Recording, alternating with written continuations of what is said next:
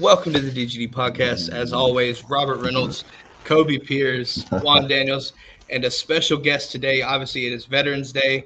I got Rusty Mansell from Dogs 24/7 coming on and talking a lot of Georgia football, a lot of things recruiting wise, especially those Gators down there in Gainesville.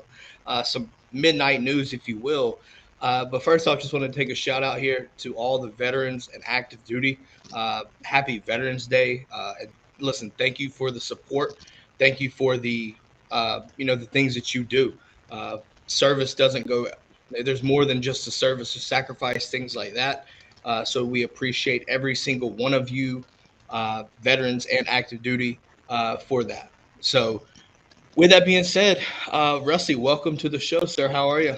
Good, man. Thanks for having me. I can't really turn my stuff around, but I've got a Pat Tillman Sports Illustrated poster that hangs in my office here, and what he did and kind of the story behind that, the ultimate respect for him, to leave an NFL career to give the ultimate sacrifice for this country. And my grandfather was in the Korean War, my dad was in the Navy, uncle did several tours in Vietnam. So today has a special meaning for me as well. And I kind of tweeted this morning, you talk about 5 stars, like the people that make that choice to serve their country and do the time they do and sacrifices, that is the ultimate for me. I think everybody has a different interpretation of Veterans Day. Sure. I think we've all have somebody that's has experienced Veterans Day, whether it be a personal perspective or, somebody that, has served or whatever the case may be.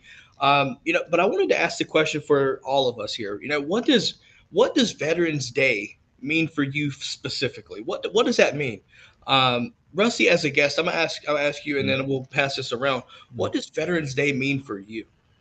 Like I said, I've had an uncle that was that retired from the Army and just retired from the post office. So I kind of understand, not having him at Christmas a couple times, and not, him being in Korea and a couple of places, and not like necessarily someone like Pat Tillman who gave his life for our country, but people like that, we sit around on Christmas Day and Thanksgiving, we think about family and football, but we have no concerns that, something's going to happen to us country-wise. We have people that have to be on watch at all times. So, people like that, my uncle, and then many, many people that sacrifice and miss holidays, man. You talking about a softie. Every time I see one of those YouTubes and those soldiers come home, man, I have to watch those things by myself. I'm like, I keep, I'm over here wiping stuff down. I have to click the button to get off those things, but I understand the meaning behind that.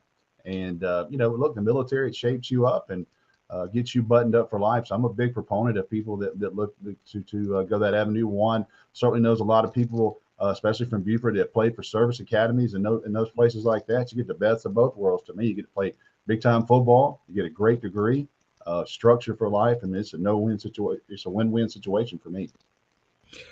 Absolutely. Juan, I'll let you pontificate. Yeah, I mean, just to kind of piggyback on what Rusty was saying. I mean, just think about your uncle that was serving.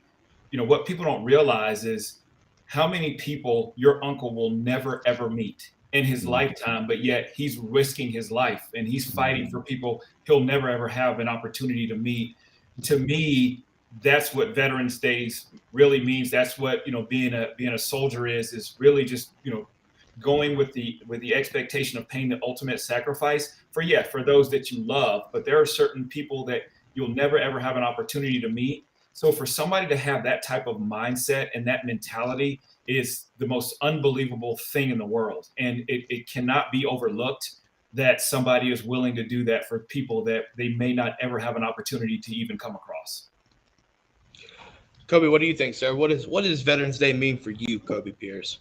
Yeah, just like they're saying, just the selflessness it takes in yourself and how, like Juan's saying, that you're going over there. Maybe you're going over there because your dad served or your mom served or your grandfather or uncle or whoever, but at some point you're going over there for us, for your grandkids, for your great grandkids that you'll never meet. I mean, you're just really, really protecting not only your family, your friends, your hometown. I mean, it just kind of begins to, when you really start to look at it, it just continues to grow outward. And then those people you meet over there, I mean, you hear them all talk about like those are brothers for life. Like you continue to build your family.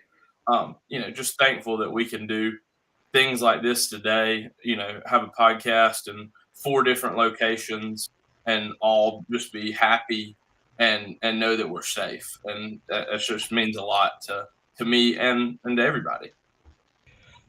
I have a little bit of a different feel to it, right? It hits me personally, right? I was a veteran. So, for me, it's not about me. I never really like Veterans Day in a sense because I feel like there's unwanted attention on me. But I do want to, push not the attention, but the appreciation towards everyone else, right?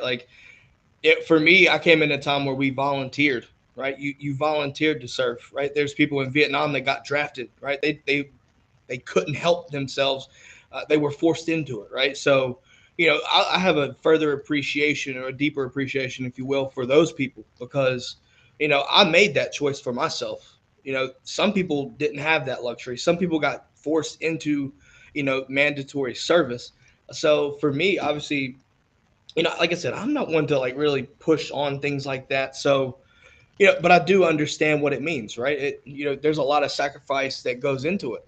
I mean, I deployed one time, went to the Middle East a week before Christmas, so, you miss those holidays, right? Like you're so busy. Like I was so busy. I worked on Christmas. I was 5:45 in the morning, like clockwork, going to work, you lose track of holidays, right?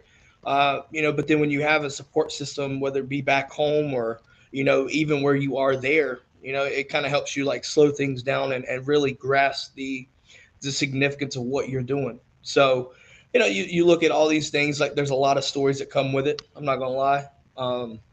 But yeah, other than that though, right? You kind of take appreciation with everybody else that you did the same thing you did, signed their name on the dotted line and, pledged the oath and went and did what you did, whether you, 6 months or 4 years, 6 years, 3 years, however long, career, you got all of it. But, I mean, it's a holiday that I'm glad we do celebrate. I think it's important. You have Memorial Day, you have Veterans Day, and I'm glad that there's a distinction between the two. It's that simple. But at the same time, I think we can talk a little bit more about college football, right? That's what this podcast is about. We want to remember Veterans Day while we're doing this, but let's talk some college football. Listen, we're going to start with the Dogs, but I want to talk to Rusty about this. Wait, there goes Kobe with the broken U there. Speaking of that U, Miami is broken. I guess you will. Kobe wants to put it in, losing their touted. How can I say this? Losing their touted quarterback prospect for the 23 class in the middle of the night to the Gators. So, Jaden Rashada commits or flips, I guess you could say, in the middle of the night. From Miami to Florida. And now as a Dog fan, this is important for you because you're about to see this kid for 3 years, 4 years, however long he's there. Rusty, I want to ask you this. What was the significance in that flip from a Georgia perspective? Well, I mean, it kind of goes back this little bickering, I would say, going back and forth with each other on Twitter, the Miami, Florida staffs. And a couple of weeks ago, Corwani McClain, I mean, on 24/7 Sports, we had stories ready. We had quotes ready. He was committing to Florida. And all the Florida media was at his announcement. And he walked up to the podium and said Miami. And then all of a sudden, all the Miami coaches started getting on Twitter. And they were pretty creative, But in the world of Twitter, you keep receipts. And last night, I'm sure that the Florida staff has got some things ready because literally, like a thief in the night, they came and got your quarterback. And I caught wind of this last night about 10:30, and I didn't know 100%, but it was like, man, there's some stuff going on with Jaden Rashada and Florida. And I was like, again, what is going on? And I woke up, let my dog out at 3:30, and I checked my phone. I was like, you got to be kidding me. Like, I'm looking like this really happened. And, man, I knew when I woke up it was going to be kind of a national story. And And there's all kind of stuff flying around. Juan would know better than me, and Ashton's probably 1 year late for all the good old NIL stuff. Bless your heart, Juan. Should have had one more red shirt in him. Yeah, that is true. This recruiting's been a little different this year. Don't know, you hear all these rumors about NIL stuff, and I say this, we'll see when W-2s come around for all these young men, and we'll find out what you actually got, or what you got on paper anyway. So it's a big deal. And I'll say this, Billy Napier has hitched his wagon to this guy. Now, I'm not saying it's the wrong choice, but when you go all in, and I mean literally all in on a kid that has never played a snap at university, he's hitched his wagon to this player specifically. So there's so much depth to this, and this is the world of recruiting now. So it's not in Billy Napier going on a limb. You're going to hit your wagon to somebody sooner or later, and you're going to have to invest. If you're going to get a quarterback, you're going to have to get deep, and you're going to have to get real deep to get one of these type of guys that are highly rated. I'm looking at it in a sense of like, right, the past few years, with Dan Mullen at Florida, to me, right, from a fan's perspective, you never had to worry about this. Like, Georgia goes in to IMG, right, American Heritage, all these places, and can and I'm not just saying Georgia, but I mean multiple schools can go in and just pick who they want. Yeah. With Napier, even though the record is showing one thing so far this year, you have to look at his prowess on what the recruiting is looking like, for one. Yes. However, you also look on the product on the field, and there's a lot of culture changing going on. Yeah. From a Georgia perspective, I'm all for the chaos down there right now. But at the same time, thinking realistically, like, he's changing, and whether or not that's a good thing for Georgia or not, you have to embrace that and work against that. So, I still think Georgia's the top program in the country. I think it's interesting that since Kirby's gotten here, the recruiting landscape for Georgia has changed. Like, I wouldn't say night and day, but you've upticked it to where now you can get the best of the best. And I think if you're in that situation, right, I think you look at Georgia, you're sitting pretty regardless of what's going on down there. The performance on the field, it's kind of speaking for itself as well. Well, I'll say this with Kirby, I knew Kirby could alpha recruit. I didn't know if Kirby could game day coach. I didn't. Nobody knew that. Could he be the leader or CEO of a program? After the first year, everybody was kind of like, ha. And then, he goes and has championship. So you kind of silence that. I was confident Billy Napier can recruit. I know Billy Napier. I know a lot of people have been around Billy Napier. Billy Napier can recruit. Now, can he game day coach? Can he be a CEO? We're going to find out. But the Florida roster was going to get better in a hurry, and it's starting to do that. I think we're seeing that, but I want to talk about this though, because there's a connection here. Juan is pretty versed with Buford. There's a lot of kids in this Buford program right now that Georgia's looking at pretty heavily, right? I think, obviously the main one right now in this class is Justice Haynes. Obviously he was at the Tennessee game. But if you're looking forward, right, I like to try to keep up with recruiting as well, but you've got so many kids, just Buford alone, right? But the state of Georgia is just a sardine packed full of elite talent. I want to get your thoughts on Georgia's perspective. I felt like Buford was kind of a thorn to Georgia's side because we haven't really been getting kids out of Buford, right? We see, Isaiah Bond last year, right, going to Bama, Jake Pope going to Bama. Like, you start to see, Bama coming in, and you start to worry about that, right? Georgia, I would assume, Rusty, has to get Buford, get some kids from Buford in this program, and I think 2024 is the start of that. What are your thoughts on that? And it's obviously, from in the 24 cycle, it's a little bit early, but I think you're never too early to start talking recruiting. What are your thoughts on Buford moving forward? I know since we got those ties with Juan Daniels down there. Well, Juan knows that, so Juan can tell you. I mean, Juan knows Kirby, he knows Dale, McClendon, all those guys that recruit that school. But, really with me, the coverage of Jake Pope, I mean, like Georgia, Kirby recruited Jake with a committable offer, and they didn't get him. So, I mean, they've been in that school, and tried to get players, and just really, for whatever reason, haven't had as much success. But I do think, as these classes move forward, I think, KJ Bolden's a kid everybody kind of knows about. They got some young D line. I went to practice about 3 weeks ago, and I'm like, what? That kid's a what? And he's a freshman, and he's a freshman, and it's just like they're not going anywhere anytime soon. But I tell you this, Edric Houston, I don't know how much you know him, Juan. I've been so impressed with this kid. Like this kid is buttoned up and as polished as anybody I have covered. I'm telling you, he is a focused young man. I heard they just raved about him. And there's not many of those 6'5", 260-pound 5 techniques that can play tight end and those types of things. So I think he's going to be a major target. I got 1.5 million questions on Justice Haynes this weekend. And, Justice is, Veron said it in an interview with 24/7 Sports this week. He's doing his due diligence. He's going to continue to look at schools, committed to Alabama still. And it did not hurt Georgia 1 ounce to have his mom and his dad on campus this weekend with some friends in that environment, which was absolutely nuts. So we'll see if that could pay off in the end, but Georgia certainly never gave up on Justice Haynes. We'll see if they can flip him. I mean, he keeps saying in interviews that he's committed to Alabama, but I think Veron saying this week in an interview that he's doing his due diligence kind of tells you that door is still cracked a little bit. We'll see what happens, but I've covered Justice since he was a 9th grader at Blessed Trinity. And,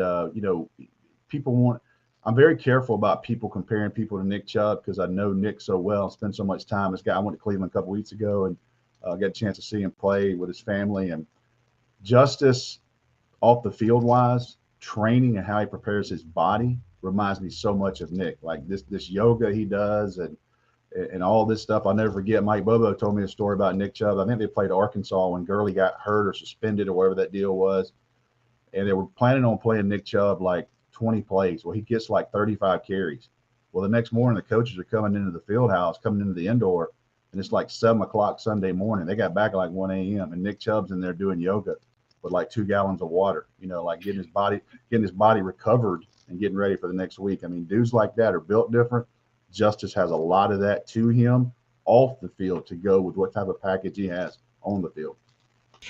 I agree with you on that. And I definitely wanted to say one thing is, Justice now will get an opportunity. And I was talking to the guys about it to see what it's like to be at Georgia. So They do a lot of rotation of backs at Buford. And so he will come in, he'll have a rotation. You've got another Georgia commit that's there in Justin. So he's getting an opportunity to see, hey, this is what it's going to be like at Georgia. If you were to come to Georgia. So at least he has an opportunity. It would probably be a little bit more difficult if he were still at Blessed Trinity and he's getting the ball over and over and over. Wear and tear on him. Yeah. I was worried about that. Exactly. So, for him going to Buford, having an opportunity to rotate, he's not going to have that wear and tear. And then, of course, you're going up to Georgia to see how much they rotate their backs.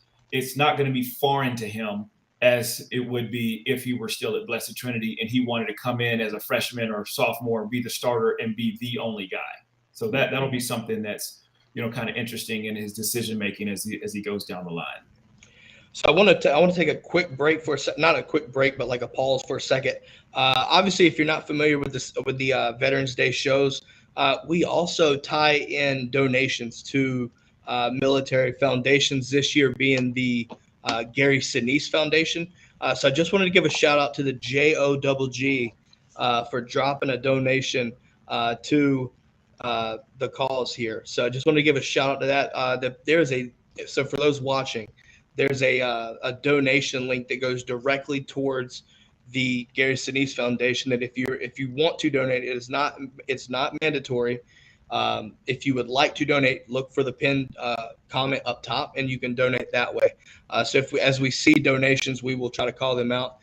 Rudes calls it as it is, gangster granny, and that's exactly what it is. But I want to, so just letting y'all know, obviously, to thank you for the donation. But I want to transition over to the environment, right? From Saturday. Rusty, you talked a lot about this, and I felt like that environment, I watched it on TV from North Carolina, and it was just insane. Kobe, if I'm not mistaken, you were there as well. I wanted to get your thoughts on that. And as a former player, Juan, I think this was too far back too far back for you. In the 1800s, leather helmets and all. Yeah. But no, so I wanted to get Kobe's perspective on the environment from Saturday. Kobe's Swolders has been quiet today, so I need to get him to talk. It's just definitely one of those things that when it rains like that, everybody on Georgia's team's happy because that's what Kirby not wanted necessarily, but it's what he prides himself when things are messy, when things aren't going exactly how you may have them planned out. The way they practice on Tuesdays, they call it Bloody Tuesday. You'll hear Coach Sinclair and Coach Smart and Kirby really talks about we pride ourselves on how we hit on Tuesdays, how we hit on Wednesdays. And so in a game like this where all the chips are kind of down, you're playing the number one team in the country at home, to know that you're going to lean on the big uglies up front and coach is going to call some run plays. That drive in the third quarter where you took over 9.5 minutes to kick that field goal. I mean, those are the kind of plays that are demoralizing to a team, especially a team like Tennessee that has had such great success. So, I mean, the game was great. I still will tell you, I was at my senior year in high school. I was at the game in 2015 versus Alabama where it rained, and they did that to us. They ran the ball down our throat and just made us love it. And it was the point in time where I feel like a lot of Georgia fans realized, kind of like maybe some Tennessee fans did, it's like we are still way behind where we are as a program. Like I think we were favored in that game. It's like the first time Alabama hadn't been favored under Nick Saban. And they showed up and showed out. So I think it's kind of the same thing with this Tennessee win is enjoy the rain, know that you can win in any situation. And, if you're a Georgia fan, it's like, I tell my wife sometimes she got here in 2017 to play soccer. You are living in the golden era of modern Georgia football. Yeah. She's seen me play in a national championship and lose, a Rose Bowl and win. She's seen us go to 2 Sugar Bowls, a Peach Bowl, a Orange Bowl, a Natty, an undefeated season last year in the regular season, and well on your way to another one this season. I mean, you just got to sit back and kind of enjoy what's happening. You hate to compare runs, but and I wasn't there, Juan, maybe you can tell me. But like from 1980, 81, 82, in that 3-year span where Dooley and them played in 3 of them, I mean, you just kind of feel like looking at this year, looking at last year, looking at this year, the win you have, looking ahead, not too much, but looking ahead at the SEC, what the teams have looked like that will be in the playoffs this year, and then looking even ahead to next season and your schedule gets even easier next season. It just feels like this year and next year you're just still going to see a lot of wins. Yeah, that's all. Hey, Rusty, just a side question. Do you know of a breakdown of the 5 stars, 4 stars that may have been at that game on this Saturday? You know what? It was as lazy as it sounds. I gave up counting. Oh, wow. I want to say it was like 20 or 21. It's according to what what do you go by? I guess everybody really tries to go by the 24/7 composite. And there were so many over multiple classes, but there were so many kids like, the Juju Lewis from Carrollton and Tyler Atkinson from Grayson, all those kids that will be eventually 5 stars. There were so many of those kids. I think there was 26 kids from California over here that took red eyes, and you're sitting here like, what in the heck? I know for Kirby and the staff, they were so glad it was a 3:30. I don't know that Athens could have handled that 8 o'clock game. I mean, the way the tailgates were going, the pace those things were going at when I walked through there. I mean, you give them another 5 hours. I don't know that would have been the right call there. But it was without a doubt the depth. I mean, over multiple classes. That 2019 Notre Dame game had a lot of senior talent there, a lot of guys, but the depth from freshmen. Because, Juan, you understand now, these guys get recruited for 4 years. Yep. And, I mean, the visits start counting when you're a freshman, like the impressions you make and the time you meet and with the guys. And, it's a 4-year deal now. So it was without a doubt the deepest amount of talent. I think what we looked at, the 2011 LSU Alabama visit list had 61 future NFL players there that God. day. Yeah, they had 61. That game was in. You talk about the field goal bowl, basically. Listen, wow. That visit list had 61 future NFL players over multiple classes. And really and truthfully, I looked at the list. The guy, one of the scouting services sent it to me. I need to go back and check it. It wasn't like it was 2012 through 2015. Yeah. It was 2012 and 2013. So there was only juniors and seniors there, basically. So it tells you what was there. Now it's going to be even crazier. Yeah. And of course, the atmosphere. If you're a recruit, there's no way you could be in that atmosphere and not think, "Wow, I want to be a part of something like this." That's insane. Yeah. Yeah. So, I was talking crazy. I was talking with Jamal. After the visit. He said it was nuts. He said it was pure. It was just insanity, pretty much. Like it. Just like obviously, like we've experienced, right? 2019 from a fan, even if you're just watching the game, 2019 is one of the first ones that come to mind. But it's just interesting to me that like when Georgia gets questioned and when they get tested, it's like even the fans come out and up for the challenge because everybody's familiar with the infamous Eric Ainge tweet by this point. But I don't know if I expected it to hit 132 and.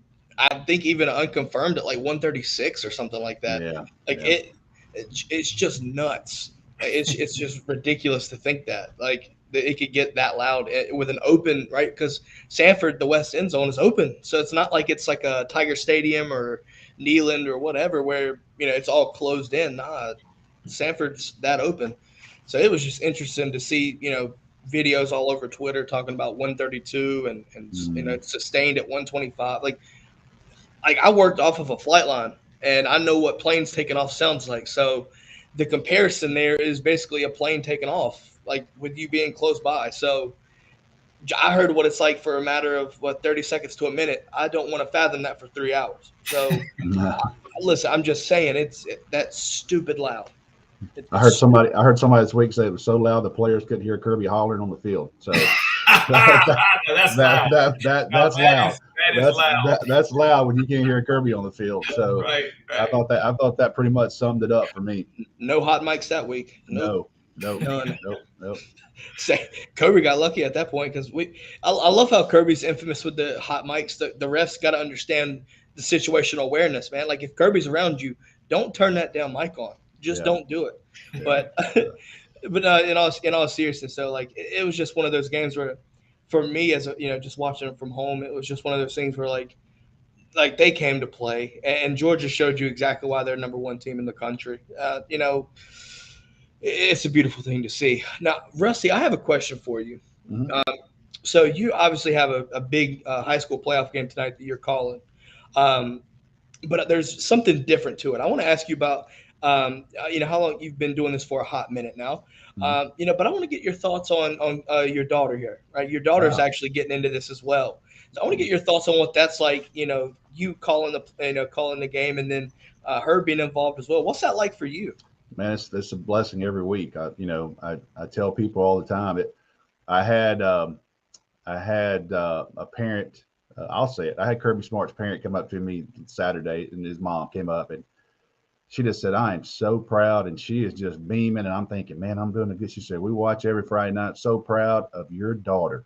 And I was like, oh, I'm of her. Yeah. She does a great job, Miss Smart. Yeah, she does a great job. But I guess I'm Kaylee Mansell's dad now. Is what I'm known as. And but we've always been close. And she's always want to go with dad on Friday nights. I have a picture of her. I think the 2011 state championship game. It was Grayson Robert Kimdichie versus Walton. I took her to the state championship game that Saturday night in Georgia Dome, and she was on the sideline, and she had both her little rosters, and that was the first time I took her to a game of that magnitude. And it was 2 or 3 times a year. She was like, Dad, I want to go with you tonight, and I would take her. She's been a lot of places, and I've never once made a call for her, not one time. They approached me about her. and she's got some great opportunities coming her way. She's graduating in December, and I feel like her agent. Like people are calling me, like hey, what's she going? I'm like, look, she's 22 years old. I'm gonna let her make her own decision, and if she comes to me and asks my opinion, I will. But right now, I'm letting her cut her own path, and it's fun to see, man. It really is. She does a great job. I got a video of her, I think, when she's 3. So if she ever gets to ESPN, I'm gonna hurt her on Twitter. I got a video when she's 3, and she announces. I was like, "Give me the teams SEC," and she starts naming them off, and she's got a little country twang to her back then, and she names every one of them, but she cannot remember Mississippi State to save her life, and she is so mad at herself that she couldn't remember Mississippi State. And so I've got a video. If she ever makes it big time, I'm gonna hurt her. I'm gonna get that one last dad moment in on her.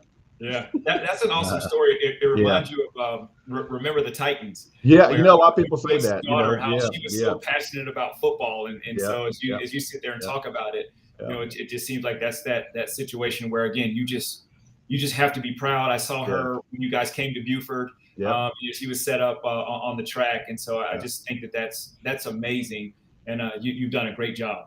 I appreciate it. She loves the recruiting side more than the outcome, if that makes sense. She loves the stories, the meeting people, following kids, and like, hey, Dad, that kid came to MVP camp. Look, he's balling, and matter of fact, Caleb Huntley for the Falcons, I didn't even realize that he came to MVP camp.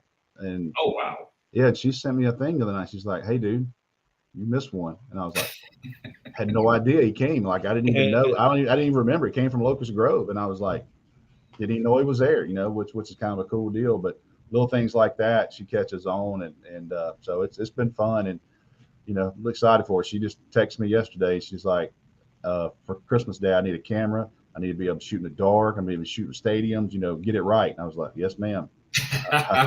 Easy Christmas list, huh? So she dropped that on me. That's not going to be a inexpensive one, but she let me know right off the bat, like, Dad, I got to have one for the future. So she's kind of thinking. So I'm excited for her, and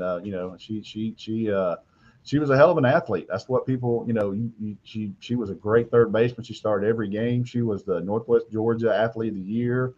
Wow. She was Floyd County Student Athlete of the Year. She was a little baller, but unfortunately, she got a little bit too much for her dad's athleticism. So luckily, she got those good looks, and she's able to broadcast. So I'm stuck with bad athletics, bad genetics, terrible look. That's how I am for me. Now, I do want to ask you a question. All right, so all 3 of y'all are in Georgia. I'm in North Carolina, and so for me, I try to keep up with as much North Carolina recruiting as possible. So I want to ask you a little bit about this, since you covered Georgia and a little bit into North Carolina. So obviously you're familiar with Jamal Jarrett. Mm-hmm. Now, are you familiar with one of his teammates that just got a Georgia offer, Bryce Davis? Is he the junior? He's a sophomore. I just saw that. I just saw he was a teammate of him. And Jamal actually had DM'd me a couple of months ago, hey, this guy, and to be honest with you, the state of Georgia now is so deep. Like, I basically just have to stay here. Like, I used to I went to see Keith Marshall. I went to see Todd Gurley play on back-to-back nights. I played a Thursday, Friday. So I went to North Carolina. I've been places. I went to see MJ Sherman up in D.C. I went to see James Cook play one night. James Cook, by the way, had 2 pick sixes at a corner that night. And I was like, this kid might be a corner, Right. And my real quick James Cook story. He played Miami Northwestern that night. They eliminated him, put him out for their season. Well, James Cook had a touchdown, 2 pick sixes against them, played great. 2 weeks later, he enrolled in Northwestern and ran track that spring for them. So state of Florida has a little different rules on the transfer. So I was thinking, wait a minute, he's at Northwestern and he's running track for them. So that was my James Cook story. I'll tell you right now. So for me, like you said, you stay in Georgia because of how packed it is. Yep. So for me, like I work in, like I will live around Greensboro, right? So like for me, there's the Triad area outside of Charlotte. If anyone's listening that's not familiar with the scope of North Carolina football recruiting, Greensboro's a hotbed, like right around this Triad area. So you've got the Winston area, Greensboro area. There's so much talent here. Grimsley alone has at least over a handful of kids that are going to play elite D1 football. But to me, so obviously everyone's familiar with Jamal if you're a Georgia fan, but I think to me it was very significant seeing Bryce get that offer. Yep. Listen, Bryce Davis. So I'll explain this if you're not familiar. Bryce Davis is, as a sophomore, this is his first year playing varsity football. 6'4", 230. Probably going to get to about 6'5", 6'6", 240, 250 range by the time he gets out of, and graduates or whatever. Georgia's his fourth offer, right? He's got a couple offer. He got it. What the surprising thing, and I had Coach Rigsby, his defensive coordinator, on before, and he got a Vanderbilt offer. Vanderbilt was his first offer, and he got that from his JV tape. No. And at that point, you kind of know like something's going on with that. And then so it's obviously, Jamal lets you know like, hey, let's check him out. Okay. But one thing that's I think, and we'll kind of tie this in with how Georgia plays defense now, right? Like Georgia has this prototypical defensive, right? Basically prototype what they're looking for. And to me, Bryce fits that because one, he can set the edge very well. It was on his JV tape, and so far through, right, because their second round playoff game is tomorrow. He's able to set the edge with everybody, but he's also got that pass rush ability. I watched his second game. He goes up against Sam Pendleton, Rusty, and let's just say his midseason highlight tape has several plays of him going up against him, by the way. Oh, wow. And at that point, because I knew going into before the season, I was like, if he does well here, it's a matter of time. It's just a matter of time. That midseason tape comes out, fourth offer comes from Georgia. I was like, yeah. But if you're a Georgia fan, I'm telling you, watch that name. He's a 2025 kid, so there's still some time there. But that Georgia offer is a big one early on. I'm just going to let you know that. Surprises me North Carolina didn't have spring practice, which is one of the biggest. They do those little workout things, but as far as like button it up, 2 weeks at Buford when there's 1,000 coaches each day, I just cannot understand why they don't have spring practice. They have some. I mean, they have summer stuff, but I think coaches can't be on the road then. Yeah, coaches can't be on the road like that. That from April 15th to May 31st. Coaches would kill to watch those kids work out in North Carolina. They're producing so many players.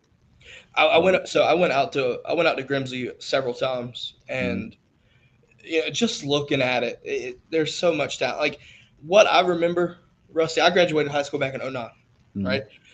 From the time I graduated up until now, the transformation of the state of North Carolina football from a football perspective, it's night and day different. When you look at teams like Providence Day, David Sanders, Chris Pill, right, all these guys, man, it's insane. Jaden Davis, the list goes on for that school. But Grimsley's got 24, 25 kids. Burlington Cummins, Jonathan Paylor is a name I think people should kind of see where it's going on. NC State's hot on him right now, but if he looks out, I think you look at Bama and Georgia's potential spots there, but obviously we'll see how that plays out. But to me, I just love the fact that like Georgia and North Carolina are just on a different realm right now, at least from what I remember. Because right now, I mean, we'll transition back to Georgia now. Georgia's about as deep as any state in the country, period, from a high school perspective. So it's always fun to see because Kirby said it before. You always got to be recruiting, and recruiting matters. But that's just my thoughts on that. I thought that was something I didn't know if you've been able to make it up to North Carolina much recently. I had planned to go up and really spend some time when COVID hit, because I just had set up a trip to Mallard Creek and was going to head through Charlotte and all that. I'll tell you this, the state of Georgia has been down, I would say, a little bit defensive line-wise the last couple of years. This 2025 class is probably the deepest I've ever seen so far as young, like big, like the kid at Charlton, 6'6", Elias Williams. I went to Charlton to see him. By the way, that's a long way from where Champ lives now, Juan. I can tell you that right now. I know. My Lord. I didn't see a Walmart for an hour and a half, man, from Waycross. I'm like, my goodness, that is down there. But, why that place makes it special. I'm at Brunswick, and they bring out these 4 or 5 kids that I was there to see, and they were like, we got this 14-year-old that nobody knows anything about. And I'm like, well, look, I'm here. Let me see him. And this kid walks in, and he's 6'5", 245. And I said, wait a minute, he's 14? And he said, yeah. And then I go up the road to see Elijah Griffin in Savannah, who's the number 2 player in the country already for 2025 behind David Sanders. I mean, there are and Zayden Walker at Sly County, a linebacker there. I mean, this class, that 2025 on the defensive side, has potential to be, and Juan Gaston, 6'7", tackle at Westlake, AAU basketball player. I mean, Georgia has really went a long way to get bigs, and they got big human beings, but I'm not sure they're going to go very far in that 25 class, because it is. I mean, it's 6'7", 6'5", 6'7". I mean, these are. I don't know what we're putting in these Happy Meals these days, but this is. I think they're feeding them adult Happy Meals right now. This is some large, athletic human. That kid at Charlton County is literally 6'7", probably 215 right now.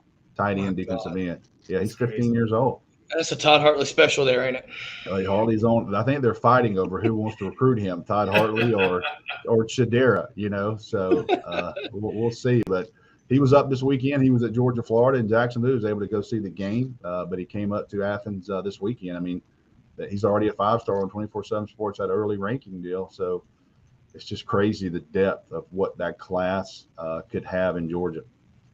Yeah. Hey, I wanted to say too, really quick, Rusty, what you do with that Georgia Elite Classic is just absolutely amazing. A lot of those guys get exposure. One of the guys I used to train, and I still talk to his dad, Jude Cascone. Yes. So Michael Cascone, and we went to elementary school together, and we're still friends to this day. Yep. But to see what you're doing to get these kids exposure is awesome. And I had an opportunity to watch that last year. It was great. And also too, before you head out, I know that you're calling a game tonight. Are there any games this weekend? I know they're playing Friday and Saturday that you've got your eye on, that you're just like, man, this is probably going to be a pretty good game. So the history shows 4 or 5 1 seeds will lose on the opening weekend. So for me, I think the game I'm most interested in is Parkview comes to North Paulding as a 4 seed. And Newton plays at Marietta with Philip Benton's son, who has had that's right. Who's had a hell of a year. I mean, so as you look into 7A, I think there's some games to watch. I'm so excited already about next week potentials. Obviously, Walton could be at Buford. Bill Creek could be at North Cobb. I mean, there's some games next week, and we were talking off the air last night about it.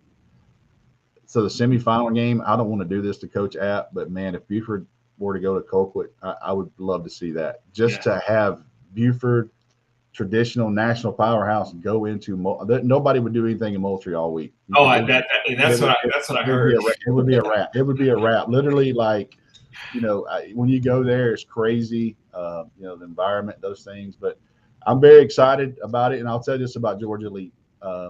They came at me once to get involved, and I just didn't have the time. And the second time they approached me, I said, look, I want the games on TV. If we're going to invest in this thing right, you want me, I want these games on TV. Not me on TV. I want these kids on TV. And the first year, the numbers were so good. Now we're doing the 8th grade game on TV. Yeah. So I love that part of it. We got it in my hometown. They'd love it here in Rome. So, it's been great. It's been C.J. Allen. I'll tell you this, C.J. Allen, linebacker committed to Georgia. As a sophomore, he came up here, and I knew a little bit about it, but I'll never forget the first night we were sitting back in the office, the hotel, and we're talking. And the guy goes, I don't know who the hell that kid is from Lamar County, but you better know his name tomorrow morning. He goes, that guy can freaking run. And I go watch practice the next morning, and like nobody's coaching because they're all gawking at CJ. I'm like, hey guys, we got a game on TV tomorrow. You got to put him in. You got to put some input. And they were like, oh my God, where is Lamar County? I was like, he ain't moving to Gwinnett County. Y'all leave him right. Yeah, forget it. So it was. I'll tell you one story real quick. The Rising Senior used to be a great game. We used to be the only game in the whole country. Nick Chubb, we literally had to teach Nick Chubb to take a tall sweep because he played in the triple option. I mean, he played. Nick Chubb had never been in the I, and he was in the triple option veer. At Chip Walker, who's coached at Noonan now, who coached at Sandy Creek, all those really good teams. We put him in the I, and they worked with him during lunch break, and I'll never forget it. They tossed it to him, and it was Eric Berry's twin brothers who were really good football players. they tossed it to Nick Chubb and basically in the 3-hole there, C gap, and he hit both of those kids, and it looked like he electrocuted them, like they come flying off of him. And I remember Nick Chubb going. I remember Chet Walker going, "How far is Cedartown to Sandy Creek?" And I said, and truthfully, what was crazy, honest to God, we got back to the hotel that night. Georgia offered him, Tennessee offered him. It didn't take long for everybody on that field that day to call whoever they knew to say, "This kid from Cedartown is the real deal." And literally, it took off that night. So I always remember what an environment like that could do for a young man. So I take a lot of pride in doing that. I have so much fun with that meeting. This year, we're bringing an Alabama senior team to play our seniors, and we have never had more seniors been nominated and apply and try to play. So I'm excited about kind of ramping that game up. We'll have a senior team versus an Alabama team. Rusty, before you go, I know you got something you're about to have to get off here for. I got one question for you, and I think this is a perfect one to wrap up on. What is your go-to from Bojangles? Okay, so I'm gonna give you. So I grew up with two twins that their parents owned like 7 Bojangles. Ooh. So you can understand my depth of 3 little snot-nosed punks that would walk in as 6th and 7th and 8th graders and walk in and get what we wanted and walk out. Now that I'm of age, I know they wanted to smack the piss out of us because we would walk in like they literally owned it. I would walk in with them. So back 10 years ago, Rusty, it was chicken biscuit, a bowberry, and fries extra seasoning. Now I have to make big boy decisions here. I'm just gonna get a biscuit. That's hard to do when you walk in and say I'm just gonna get a biscuit. But I worked there in high school. I learned how to make the biscuits. We worked because football, basketball, and baseball. I had a little flexibility. I could work whenever I was off, but I have been around Bojangles literally since I was a 7th grader. Oh my God, Rusty! We would walk in there and like we owned it. They literally did, but I know people were just like they want to smack the piss out of us. Next time you go to Bojangles, try this and see what you think. Get a Cajun filet biscuit and get egg and cheese. Right, get it with egg and cheese, and then take a sausage patty and put it on there as well. Yeah, try that. I think. Well, no joke. Mike Bobo at one point called me, dead serious. Colorado State said, "If I bought a Bojangles out here, would you run it?" And I was like, "I might." How long are you going to be in Fort Collins? Well, I need to know. But he missed it so much, And I remember every time he would land in Atlanta, the airport, he would send me a picture. He would be at the Bojangles at the Atlanta airport. It's always bow time. It's always bow time. Oh, it's always bow time for sure. That's awesome. That's awesome. Rusty, thank you so much for what you do for these kids, man. Thank you, man. That's my biggest pleasure, Juan. And to watch. People ask me all the time, "Do you really root for these kids?" I root for every damn one of them because I meet the relationship, and that means it's numbed me a little bit to wins and losses. To like, hey, I'm rooting for you so much because I know what this kid and his family has went through to get him to that point. Yep, and I've experienced it firsthand. You were awesome for Ashton. Ashton loves you to death. Awesome, and I just appreciate what you've done for not only him but all these kids that get this exposure, that these hidden gems that you have, the Georgia Elite Classic, everything that you do to pour into these kids, it's absolutely amazing and it's shaping our future. So thank you for that. Well, tell Ashton that I'm early. I go to bed early. That Sunday morning, I always catch up, and I catch up on what's going on. So I catch what I can out of him. So best of luck, safe travels. Have me on again, man, anytime. Love you guys. Love what you're doing, and if I can do anything to help you, please email me that donation link if you would. Okay. I'm taking this call right now, guys. Yep. All right. Have a good one. Thank you so much. Thanks, Rusty. Thank you. All right, guys. With that being said, as always, it was fun to have Rusty on. Listen, if you want to follow Rusty and the Dogs 24/7 crew, go look at his work. Listen, just go to his Twitter, right? You can go to Twitter. It's at Mansell247. Give him a follow. Let him know we sent you, right? Listen, if you don't know Rusty, I'm surprised you're even a dog fan at this point. Kobe, we've been awful quiet over here, man. You kind of have to let Rusty talk a little bit, right? I'm not mad at all. Excuse me. Swolders, how's your day going, though? I want to ask a quick question on it. How's your day going, though, Swolders? It's great. I don't keep up recruiting like that, though. So it always is a tough – it's always tough when you start talking about recruiting, and I'm just like You want to hear? You want to hear a fun story? After my year in it with football over there, it's just like somebody else to worry about all that. There's so much politics, and like he said, Justice Haynes, like it's not done. Like we're looking into everything. It's just like, I don't know. Never ending. So I want to ask y'all a question, right? So let's kind of tie this back to the Veterans Day side of things. I want to ask y'all a question, and I want to see where we go with this. What's the most intricate or the most outside the wire type thing that you've ever ate? What's the craziest thing you've ever ate? I want to know what Juan was laughing about, and then we'll talk about it. I do too. I was looking for a comment to come through. No, it was a while back when Patrick, I just read it. He said he's done the math, and I was telling your eligibility left as a gray shirt senior. Super senior? That math ain't mathin'. No. Oh man.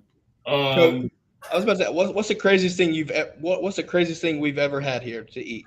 The first thing that comes to my mind, and I haven't eaten it, but I saw Coach Sinclair post about it the other day after he had a workout. He had a bowl of Honey Nut Cheerios with milk and he sliced up a grilled chicken breast and poured it in on top of the milk and Cheerios and banana. So it was banana. That's a protein overload. Cheerios, protein milk, and a grilled chicken breast all in a bowl. I would have to say that's on up there with one of the and he was like talking about all its macros and how good it would be for you after a workout. I was like, Coach, why don't you just eat the chicken breast and then eat the bowl of cereal? Why'd you have to put the chicken breast in the bowl of cereal? That's like a Fear Factor type meal. Yeah. It's just how Joe Rogan.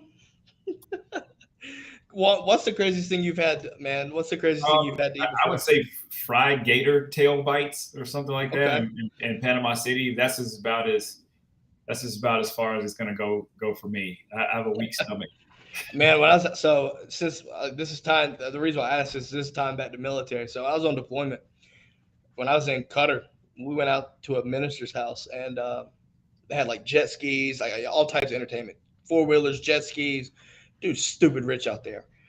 So they offered a smorgasbord of food, and one of the things, probably the craziest thing I've ever eaten, was a camel, and it was delicious. Like, listen, take me back, like sign me up, just to go eat the food. That's it, just to go eat that camel again.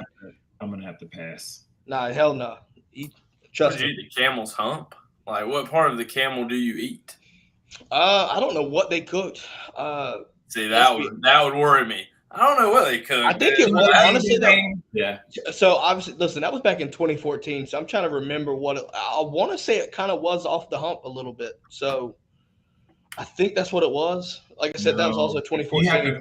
If you have to think that's what it was really bad. No, I'm having to think because it's been so long. I don't have the 1800s memory set like you do, sir. Probably like camel hamstring or something like that. Something. I don't give a damn. Sign me up for more. Like, give me more. You get more money if you have the camel with 2 humps. It's more Nah, I'll tell you what though. I love like when I went out there, right? Like I didn't know what to expect, right, from a cuisine standpoint.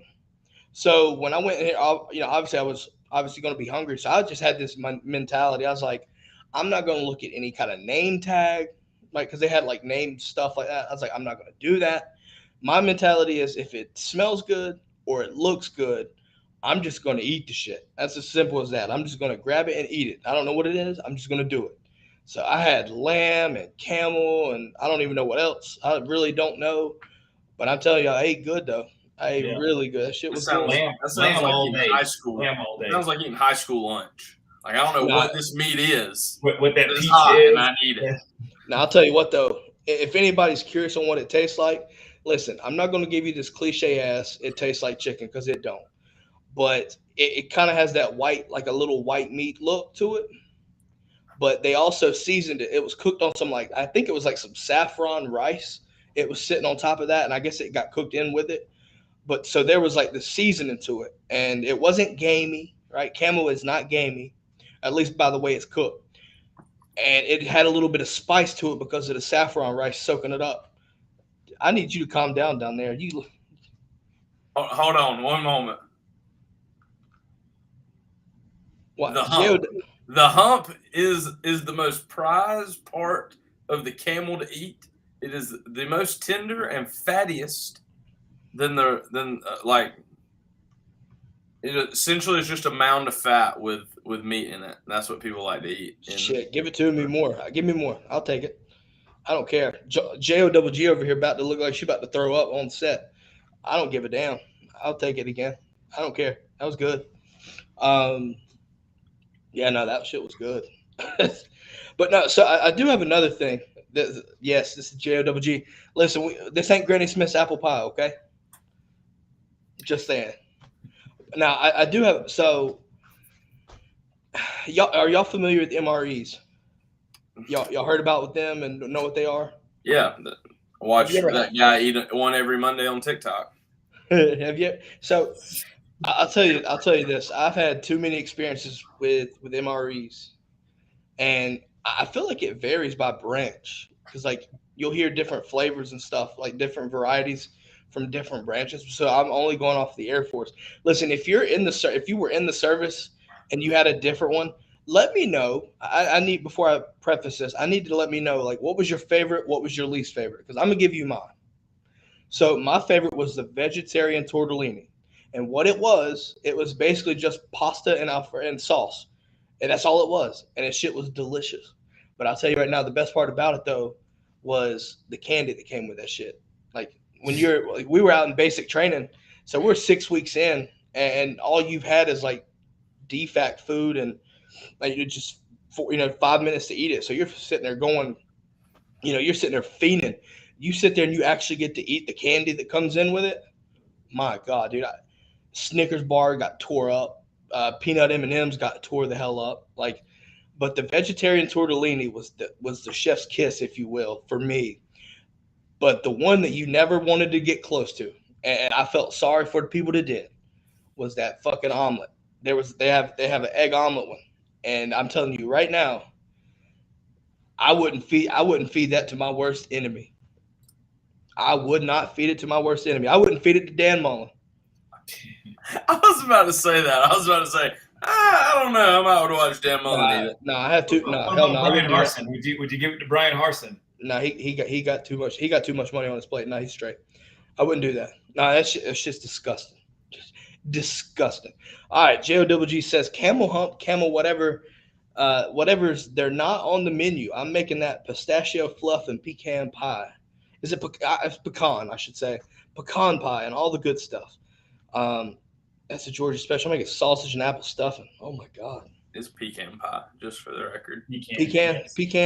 It is definitely pecan. You country. The only time I will accept the word pecan is if it's butter pecan ice cream. It's the only time. So you situational. Kobe, I'm with you on that. That's like any other use of the word pecan is pecan, but when for some reason with the ice cream, it is butter pecan ice cream, and I don't know why, but it is. I did not have any exceptions until I heard that, so I'm going with you on that, Kobe, for sure. I just say it. Sco Ducky says, "Do y'all live in Georgia?" I do not. Kobe and Juan do. I do. Kobe and Juan do. No. So is it raining in Beaufort day one? Yeah, it was pouring a little bit. We're going to this soccer game in like 4 hours, and it's raining. It's raining, so I'm not excited. I bought a scooter last night, and I'm not going to have an opportunity to ride it. I saw that you went through your like 3/4 life crisis, man. Yeah. Oh yeah. When we're talking scooter, are we talking like moped scooter, or are we talking it's a bird? It's a Suzuki. It's that Bergman, that 650. The reason why I said 3/4, like 85 or 90 on the highway. Juan, your midlife crisis was probably the Ford T series, wasn't it? Yeah, the Model 4. Yeah, right. Sit there and crank it up and crank it up. No, I'm just being real with you. I saw that. I was like, what is he doing? Oh no! It's like, oh no! I'm gonna do my old man cruise around the neighborhood. So I see the JOGG lives in Utah, right? I'm just letting you know. I'll be in Utah tomorrow. To see Stanford. It's to see Stanford win. No, let's not be ridiculous. Like I you know what? I've always wanted to go to Utah Stadium, and I'm hoping that it's going to be snowing too. So that's going to make me feel a little bit better. Was it Montana or Wyoming? I think one of those schools or whatever was showing like a thing on Twitter, and it was coming down. Snow was just coming down like crazy.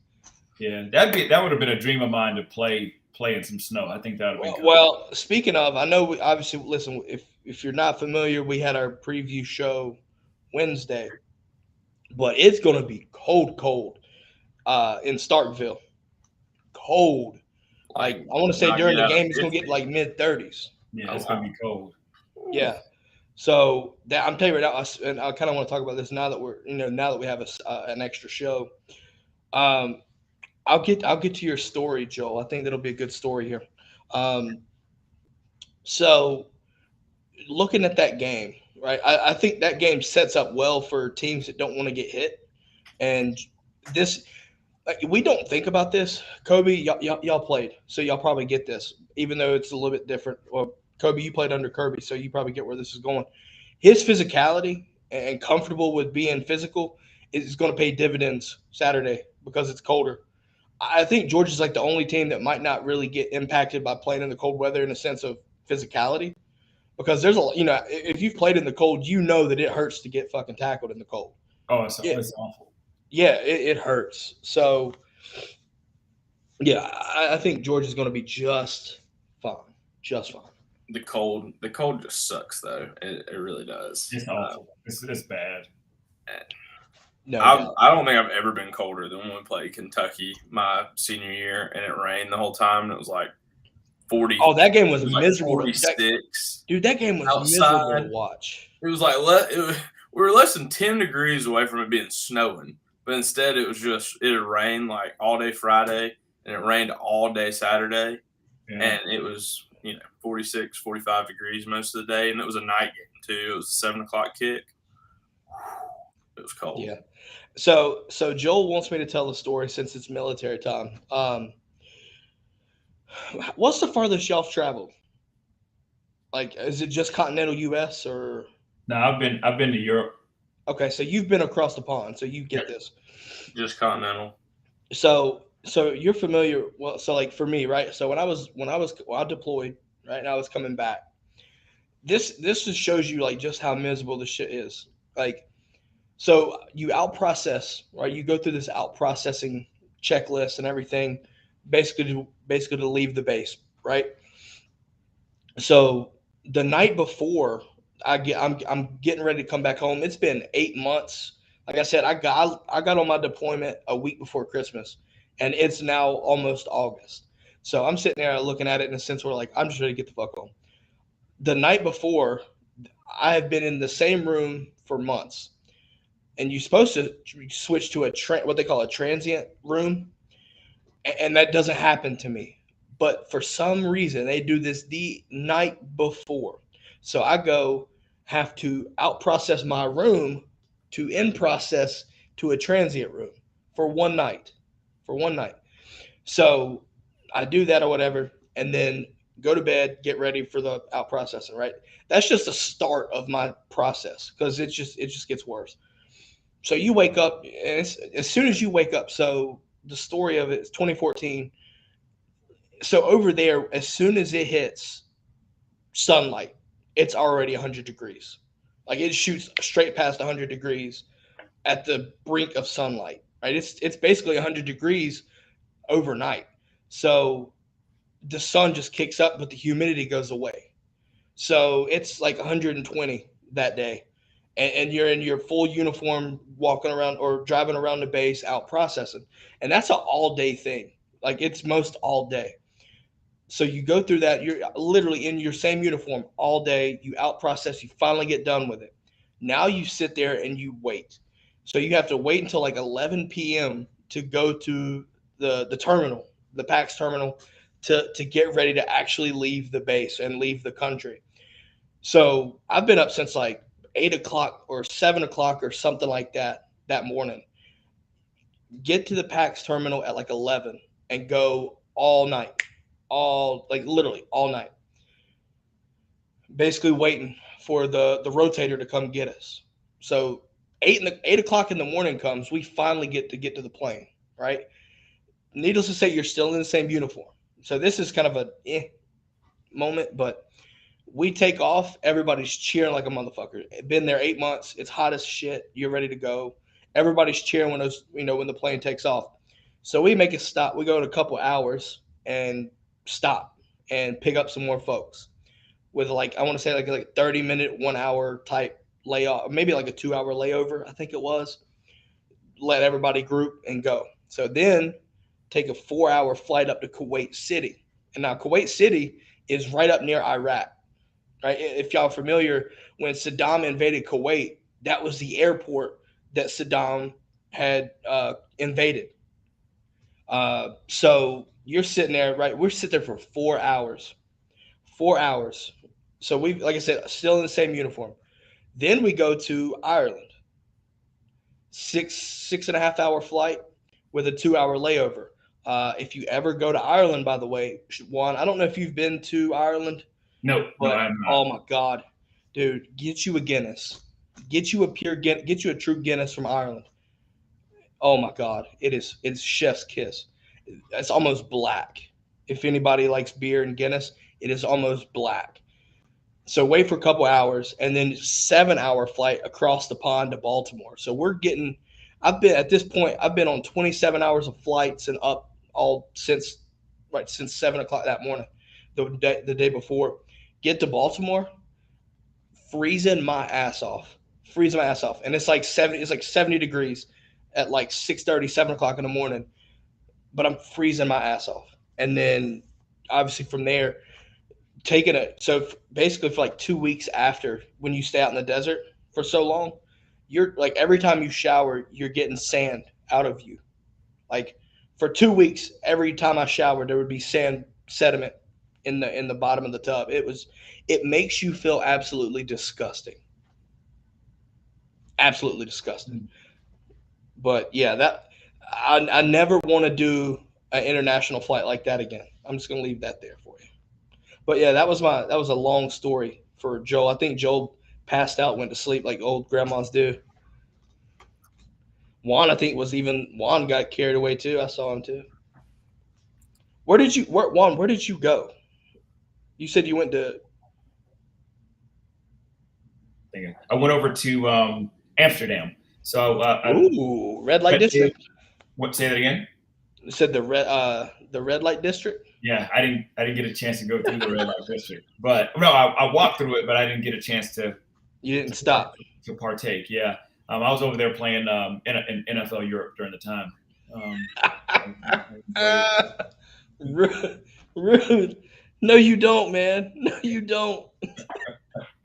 Man, come on now. Come on. Oh man. Oh my goodness. That's great. No, that was bad. That was, dude. I swear to God, it literally felt like I walked off the beach when I got back to Baltimore and got to my hotel for a minute. Oh, it was rough. Oh, Juan. Oh no, is Juan growing hair? Is this why he turned off the camera? No, I don't know. But no, so I see. Oh, okay. So she's listening to the story now. Pat's telling Roots to calm down. Anybody? All right. So before we wrap this thing up, I didn't realize we've been going for about an hour and 10 minutes now. Kobe, do you have any kind of stories that you've heard from anybody that you were associated with that was in the service? I'd have to think of.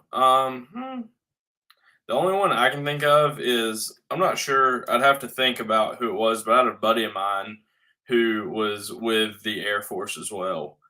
And it was his last 2 weeks of deployment. And it was when whatever happened a year, maybe like a year, 2 years ago over there, where they invaded the airport, like bombed the airport or whatever. I think that was Kuwait City, if I'm not mistaken, back in the early 2000s. No. It would have been like literally probably probably less than 2 years ago now. There was a bomb that went off at an airport over there. But basically, he was stationed at that airport. It was a lot of unrest. He was stationed at that airport, and he actually was there that morning. Was that walking? Turkey? Was that Incirlik? I wonder if that was Incirlik. I don't know. I have to look into it. But he walked through the airport, through the terminal that morning at like 9 o'clock, and the bomb went off at 12. Ooh. So like he was talking about just like how crazy it is that he basically walked 3 hours early, luckily, but still just very surreal moment of when you're like, oh my goodness, dude. So, I'm in that city, I was in that airport, I was in that terminal. Like, yeah, when you go, so when I deployed, the anxiety, like going off base, like even in a peaceful environment, if you will, peaceful, right? You never know. So when you deploy, the anxiety when you go off base is just absolutely, it's just nerve wracking because when you're in the Middle East, you stick out. You've got basically a shaved head, no beard. You could tell you're American. Basically, tell you're military at that point too. So you feel downright scared the first time you go off base for what it's worth. But even if you're not scared, there's always that little anxiety when you walk outside the base. Man, make you nervous. Let's see. Rude says one of my best friends stepped on an IED in Iraq. 2 years of surgeries before we got him back to normal mentally. Used to pray with him at night when he called me with nightmares. Dude, IEDs, man, like those things. I don't know how many people I met through VA, like through the VA, that would tell you stories about them. And obviously we know what they're used for, but it's scary to think all the stories that you hear about it, because it's just devastating, like hearing the stories from them. So I feel exactly what you mean. Hell, just expect, like I said, going off base, man, and not knowing what to expect. Just kind of, like I said, that's kind of one of the things of the anxiety that brings you in. Juan, so Pat's calling you out, saying you came back from when you turned your camera on. You were stone faced. No more BS. Oh, so Joe had to pause the show because she had a work call. Oh, okay. So at least that was a good story. At least I got told. So he also asked Kobe. I found out too. It's in Kabul. Kabul, Afghanistan. yeah, that's Afghanistan. Yeah, Yeah. Kabul. So that's that's the happened. capital. Yeah. Yeah. Yeah. That was probably when. I'm curious if that was 2021. Yeah, that was when we were getting out. I guarantee you, that's when we were getting out. We were getting out of Afghanistan completely. Yeah. So Pat says he's been to a couple of VFWs just to spend time with them and let them talk about whatever they want to. You know what though? Like, you think my stories are good? No, hell no. Just go listen. Get you an old Vietnam vet or a 1812, like a War 1812 vet. Listen, we got one on here right now. Ask him what you want to hear. I guarantee you there's a good story. I didn't When I know was where coming you over on the were going. Mayflower, it was. I didn't know where he was going with the War 1812. And then, In the year of I realized- 1492, Christopher Columbus sailed the ocean blue, and Juan Daniels was on the Santa Maria. Yeah. No, so Pat says he's heard some stuff. Yeah, dude, listen. In all seriousness, though, you just sit down with a vet, especially the combat vets, man. Like the combat vets, you'll hear some crazy shit. And honestly, there's this stigma of being judged that a lot of them feel because of what they've had to do in those kinds of situations and things like that. Listen, I'm just letting you know, if you ever talk, like, let them talk, but understand that there comes some things that's probably going to make you seem uncomfortable. So, oh God, Juan, answer this question. We need you to know. It's about 49-51. Yeah, so like 49% of the time they misfire. Juan, so I need you, since we're talking about combat, I need your opinion here. What was it like looking directly in front of the person you're trying to aim to shoot? Well, I had to wait until I could get to see the whites of their eyes before No retreat today, folks. No retreat. before I can see him. Yeah. Fun fact. So the Patriot sounds like, if I'm not mistaken, was based off a true story. In reality, Juan was one of the guys not running away. He was sitting there fighting still when Mel Gibson started waving the flag and telling him to return back and keep fighting. Yeah, Juan was back in the back, actually still fighting, if I'm not mistaken. That was me, yeah. He was loading his muzzle loader. Shortly after, though, he decided to retire and Santa full time. It Yes. was enough. One Revolutionary War was enough. Yeah. Full time Santa gig after. They just go to delivering presents. A peaceful man. Yeah, peaceful man. I've left that past behind me. Yeah. Juan, question for you. If you said the farthest you've traveled was to Amsterdam, that's a lie. Oh, because I'm Santa. Oh yeah. Well, actually, I hand that off to other people. So I got. So you have a dispatch of couriers. All right, Yes. folks. The logistics of the Santa Claus system being exposed right now. There it is. It's here. Yeah. So the main hub is in Beaufort, basically. What you're saying? The main hub is in Beaufort, but I got people everywhere. Sounds like the mafia. I got guys everywhere. I know people who know people. Okay, so last thing, back to football, just real quick. With Rashada flipping, do you think it's the last quarterback we see flip this cycle? I know there's been a lot of smoke on Oregon's 5-star possibly flipping to Michigan State. Dude, like Rusty said earlier, man, with the state of NIL, anything's fucking possible. Anything. Yep. I mean, maybe. Listen, I do think that what I saw from that kid. So Rashada, I feel like, in my opinion, is this kind of dings him a little bit. But the 23 cycle from a quarterback's perspective is deep, and he's still up toward the top. So keep that in mind. Yeah, I think you've got to watch out for this kid. Him committing to Florida, if you thought it was a foregone conclusion and you forgot, go back and watch some of his tapes so you kind of get a feel for what it's about, right? Damn. Now this is an adult themed show, so that's on parental supervision to make sure that no one lets Wanta's secrets out. So add this to your list. Autographed jersey for Christmas. Add it to your list. I think that's doable. Yes. It's Santa Claus. You better be doable. Simple as that. It's that simple, baby. It's that simple. I think that's a good point. All right, so let's see if there's any more comments. Okay, so Joel, I think we'll end on this comment right here. JOWG says, my uncle was on his way back from Vietnam because his dad had died and his plane was shot down. It's not ironic, but that's the harsh truth on how things were going, especially back in the day, right? Especially if you sit down and talk to Vietnam vets, shit was crazy back there. Like, just saying. So read the comment. Notice that it's for your son, not Pat. It's for his son. So Wanta, can you sign this as to my dear friend Pat? Patrick. Look, let's wrap this thing up because my man's about to go. My man's about to go get some margaritas. Margaritas. That's what I'm talking about. Some margaritas. Hey, when you learn a thing or two, when you have to watch Georgia women's soccer, you learn a thing or two. It all goes over a little bit easier with a little. Go to the authentic Mexican restaurants and get the major tequila or margarita. Yeah, you'll be set. On my way. Let's just say this.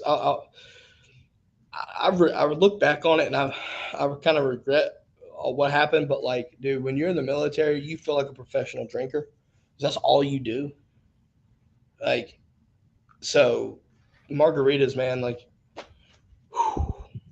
I don't drink no more because of that, man. I got so tired of it. Like, it's not fun.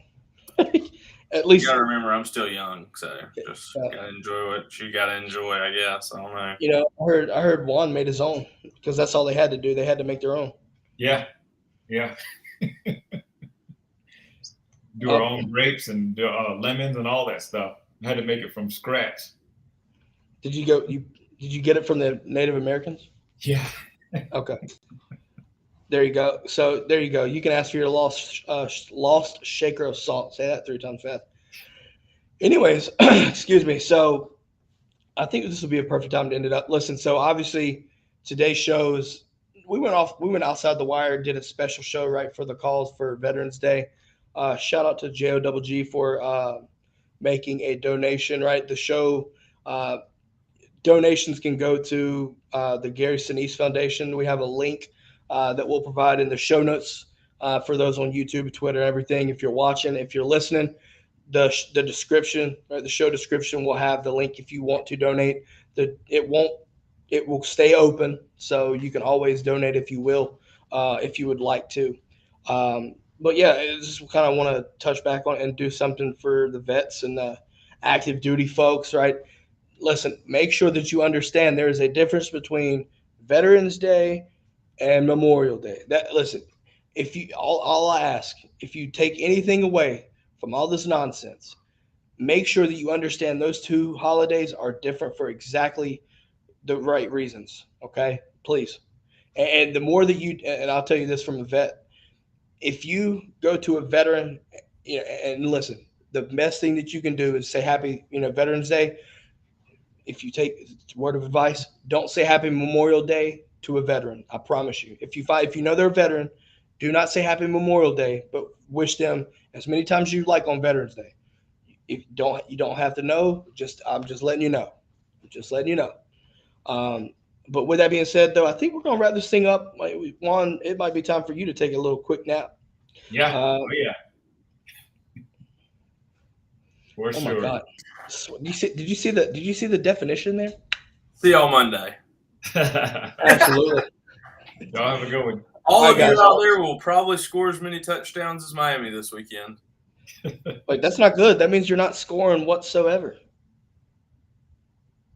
Anyways, have a great Veterans Day. If you're, like I said, veterans, active duty, we thank you for your service. And with that being said, go Dogs. Go Dogs. Go Dogs.